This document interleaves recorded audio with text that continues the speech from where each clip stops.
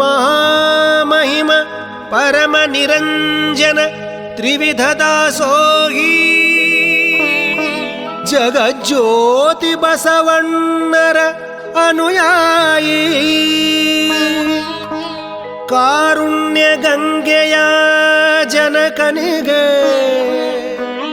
ಮನುಜ ಕುಲವೇ ಶರಣಾಗಿದೆ.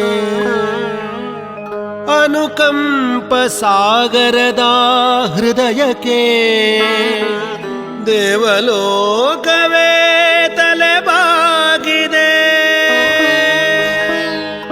ಶಿವಭಕ್ತನ ಕಂಡ ಭಕ್ತನಿಗೆ ಎಲ್ಲಿಲ್ಲದ ಹರುಷ. ಈ ಶತಮಾನ ಕಂಡ ತೇಜೋ ಪುರುಷ ಸುದ್ದಿಗಾಗಿ ಸೇವೆ ಮಾಡಲಿಲ್ಲ, ಸೇವೆ ಮಾಡಿ ಸುದ್ದಿಯಾಗಲಿಲ್ಲ. ಸದ್ದಿಲ್ಲದೆ ಸೇವೆ ಮಾಡಿದ ನಡೆದಾಡುವ ದೇವರೇ ಆದ.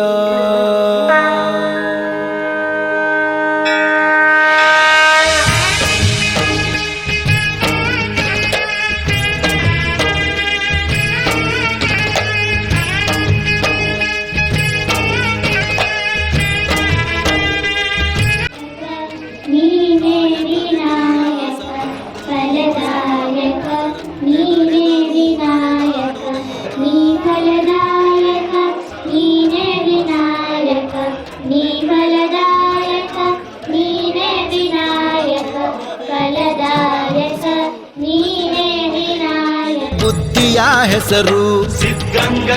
1907 ಏಪ್ರಿಲ್ 1ರಂದು ರಾಮನಗರ ಜಿಲ್ಲೆಯ ವೀರಾಪುರ ಅಂತಕ್ಕಂಥ ಗ್ರಾಮದಲ್ಲಿ ಜನಿಸ್ತಾರೆ. ಹೌದಾ?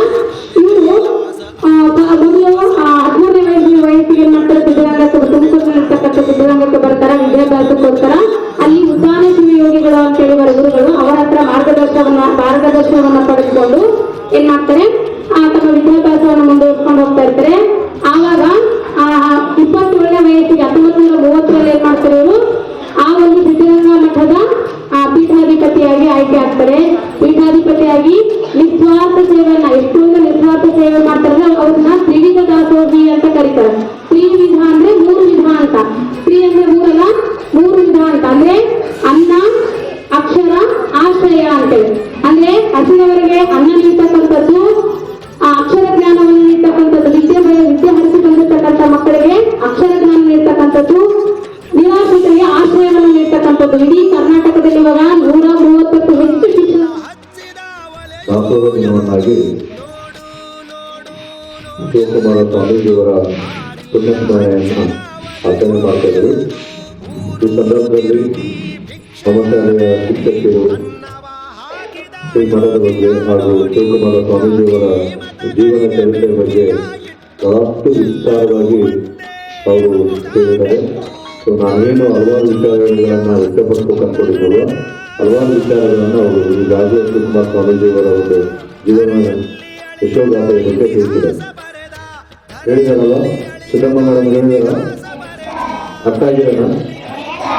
ಇವತ್ತು ನಾನು ಕಂಡಂತೆ ಮಠದಲ್ಲಿ ನಾನು ಕೂಡ ಮಠದ ಹಳೆಯ ವಿದ್ಯಾರ್ಥಿ. 1999ರಿಂದ 2003ರವರೆಗೆ ಶ್ರೀಮಠದಲ್ಲಿ ಸಿದ್ಧಗಂಗಾ ಮಠದಲ್ಲಿ ನಾನು ಅಭ್ಯಾಸವನ್ನು ಮಾಡಿದ್ದೇನೆ. ನಾನು ಕಂಡಂತೆ ಶಿವಕುಮಾರ ಸ್ವಾಮೀಜಿಯವರ ಒಂದು ಜೀವನ ಯಾವ ರೀತಿ ಇತ್ತು, ನಾವು ನಡೆದಾಡುವ ದೇವರು ಅಂತ ಕರಿತೀವಿ. ಇವತ್ತು ನಾವೇನಾದರೂ ನಮ್ಮ ಕಣ್ಣಿಗೆ ದೇವರು ಕಾಣುವುದಿಲ್ಲ ಅಂತ ಎಲ್ಲರೂ ನಂಬುತ್ತಾರೆ. ಆದರೆ ನಾವು ದೇವರನ್ನು ನೋಡಿದ್ದೇವೆ ಅಂತ ವಾದ ಮಾಡ್ತೀವಿ. ಯಾಕಂದ್ರೆ ಯಾರೂ ಮಾಡದಂತಹ ಅಸಾರವಾದಂತಹ ಸಾಧನೆಯನ್ನ ಮಾಡಿ ಈ ಭೂಮಿಯಲ್ಲಿ ಸಾಧನೆ ಮಾಡಿ ಅವರು ದೇವರನ್ನ ಸೇರಿಸಿದಾರಲ್ಲ. ಹೌದಲ್ಲ? ನಮ್ಮ ಸಿದ್ದಾರೂಢ ಸ್ವಾಮೀಜಿಯವರಾಗಿರ್ಬೋದು, ಮತ್ತೆ ನಮ್ಮ ಶಿವಕುಮಾರ ಸ್ವಾಮೀಜಿಯವರಾಗಿರ್ಬೋದು, ನಮ್ಮ ಸಮಾಜದಲ್ಲಿ ಇರ್ತಕ್ಕಂಥ ಅಪ್ಪಟ ಮುತ್ತು ರತ್ನಗಳು ಸಾವಿರಾರು ಲಕ್ಷಾಂತರ ವಿದ್ಯಾರ್ಥಿಗಳಿಗೆ ಅನ್ನ, ಆಶ್ರಯ, ವಿದ್ಯೆ ಈ ಮೂರನ್ನ ದಾನವಾಗಿ ಕೊಟ್ಟು ಸಮಾಜ ಸಾಕಾಗುತ್ತಾ ಆಗುದಿಲ್ಲ. ಹೌದಾ? ಸುಸ್ಥಿರ ಸಮಾಜ, ಸಮ ಸಮಾಜ ಮತ್ತು ಉತ್ತಮವಾಗಿ ಬದುಕುವುದಕ್ಕೆ ಕಲ್ರೆ ಇದ್ರೆ ಆಗೋದಿಲ್ಲ. ಕಲ್ರೆ ಆಗುತ್ತಾ? ಕಲ್ರೆ ಇರ್ತಾರ ಸಮಾಜದಲ್ಲಿ ಬದುಕೋಕ್ ಸಾಕಾಗುತ್ತಾ? ಕಲ್ರೆ ಇದ್ರೆ ಮುಂದಿನ ತಡೆಗೆ ರಾತ್ರಿ ಬೆಳಗ್ಗೆ ಇಟ್ಟಂತ ವಸ್ತುಗಳು ಮಂಗಮಯ ಆಗುತ್ತೆ. ಅವ್ರು ಕರ್ತನ ಮಾಡದೆ ಹೊರಗೆ.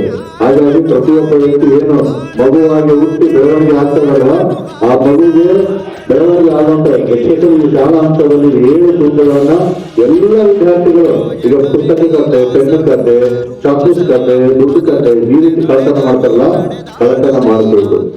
ಯಾವತ್ತೂ ನೀವು ಕಳ್ತನ ಮಾಡ್ತಾರೆ ಬಸವ ಅದರಂತೆ ನಡೆದರೂ ನಡೆದಾಡೋ ದೈವ.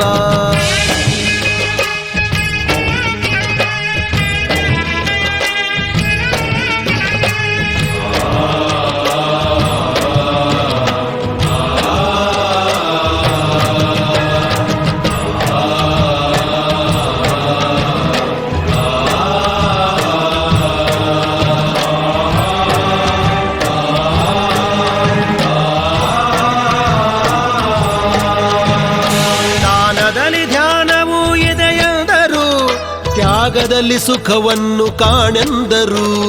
ದಾನದಲ್ಲಿ ಧ್ಯಾನವೂ ಇದೆಯೆಂದರು, ತ್ಯಾಗದಲ್ಲಿ ಸುಖವನ್ನು ಕಾಣೆಂದರು.